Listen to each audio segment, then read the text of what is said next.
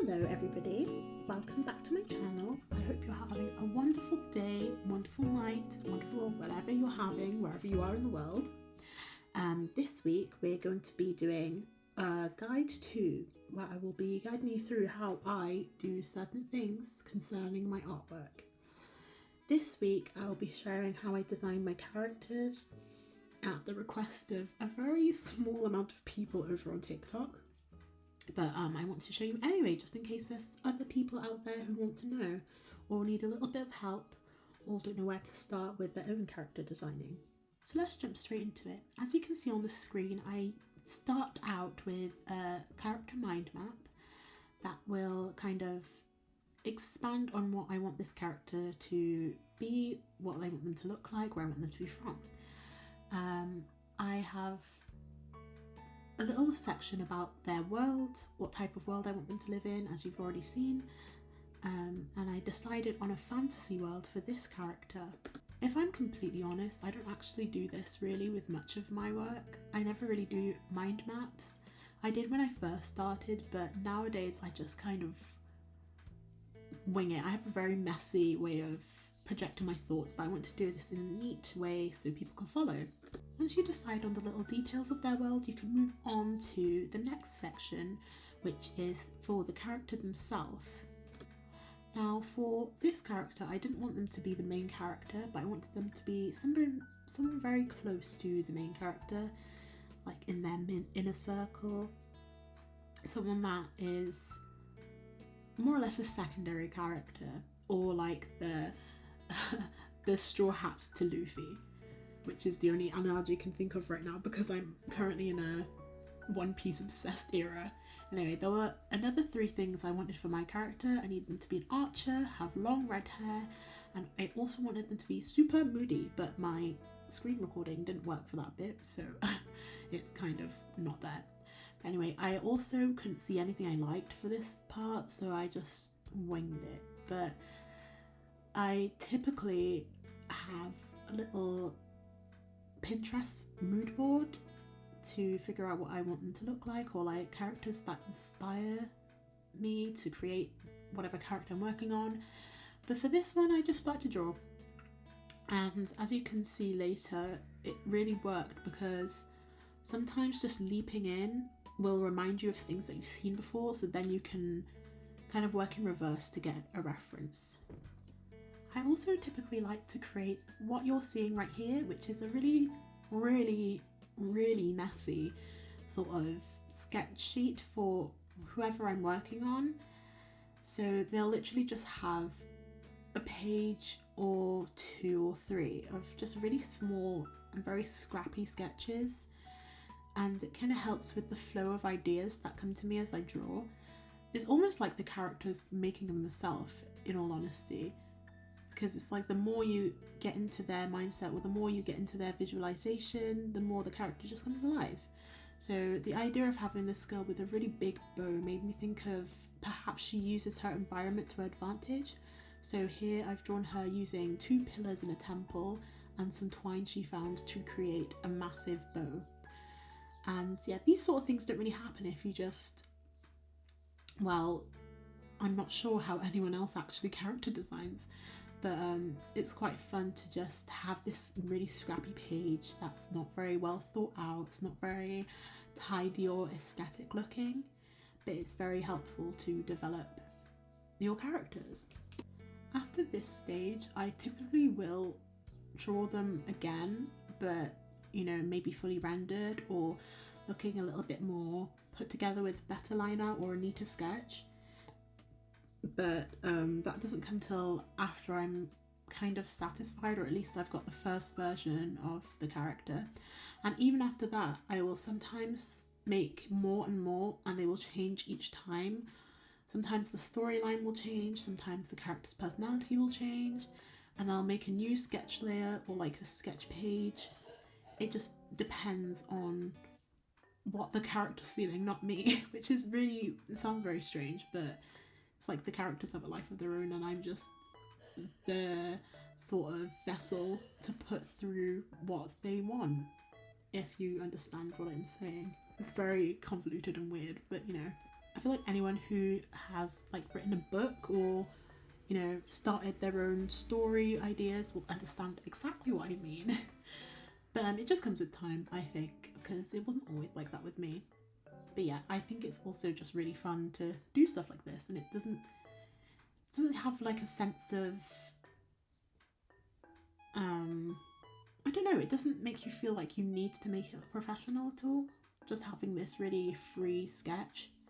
So I feel like it's quite important for you to add this section too. Okay, so now you can see that I found some references as I worked, because what I was drawing reminded me of, you know, characters from Genshin, and also you'll see me import another one, which is a character from Black Clover. I really liked the way that Nero's skirt falls, or like the dress design. I thought that was very cute, and I also liked the colour scheme from the Adventurers Guild uniform, so I was like, I think I'll just like borrow those ideas for now, and I also will import a image of Nami from One Piece, because I really like the bottom of her skirt, the way it flowed with like the ripples. What's it called again? Flare? I don't remember, but that part of the skirt, I thought that looked really nice, so I wanted to just add that into the design too. So yeah, I feel like it's always just, it's kind of unpredictable working like this, and it's quite fun because, as you can see, some things work out backwards, like the references come after the sketches instead of the other way around, but that's just all part of the fun of it. I think for this section I'll also describe a little bit about the character and her design.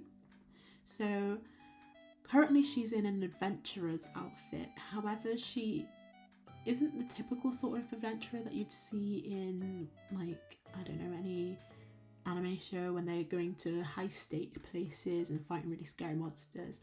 In this world, adventurers are sort of like a weird job where it's very safe, very cushy, and it's been basically monopolized by their government, because they live in these things called sanctums, and within the sanctums there's nothing that challenges the ideals, or no historical places, no ruins, no specific type of magical beings, because they try to censor everything in their world.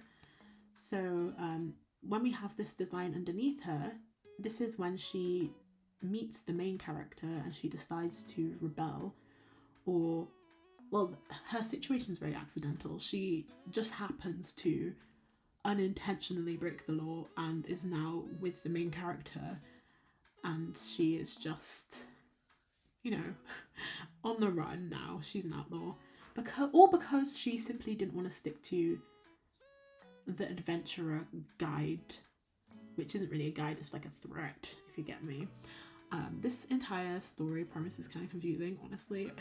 It will probably make more sense when I finally decide if I want to make it a novel or like a graphic novel or something, so you can actually see the context of it. But that is what this whole thing is, to the best of my abilities. So basically, all in all, this is kind of like a visual brainstorming, which is what I like to use to develop my characters.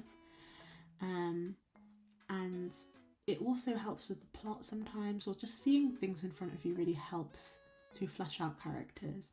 So I feel like it's very helpful to design characters like this. If you have any other way you like to design your characters, or if you've seen a more professional way, I'd love to hear about that. I love to hear about different ways to design characters, or ways that will make it easier. If you have any suggestions, I'd also love to hear that. My screen recording is going to fail in a few seconds, so I just added the time-lapse version from Procreate to show you what exactly I did at the end. It's a little bit hard to see, so I apologise in advance, but what I just did is I took that sketch from the bottom and then I went over it to make a little bit of line art, and then I coloured it. The coloured part is really hard to see as well, so I'm very sorry. Once again, it doesn't really need to be perfect anyway. This is just something for yourself, so you have a visualization of what your character looks like. And then if you wanted to do a clean version, you can just like remake it and then make a whole page for other people to see. I also wanted to add on that I'm currently holding a Do This in Your Own Style in celebration of reaching 1K on YouTube. I have a post linked to my Instagram below if you're interested, and I also wanted to let you know that there will be a winner for that Do This in Your Own Style, or I might just leave it because there's not been enough applicants, so it's just free for all. It's just a bit of fun, honestly. And then I also wanted to give a little mention to my debut novel called The 12th Apartment, which needs a lot of love, if I'm honest. I wrote this in 2023, I think it was, and it took me a year to write, and it's gotten not a lot of love, so I just wanted to give it a shout out. If you like romantic fantasies or like LGBTQ plus novels, I'd say you would really love this book, so I think you should give it a read. Anyway, that is it for this week's video. I really hope you enjoyed. If you did, please remember to leave a like, subscribe, and then also comment to suggest what I should do next week. I'll see you all in the next video. Take care. Bye bye.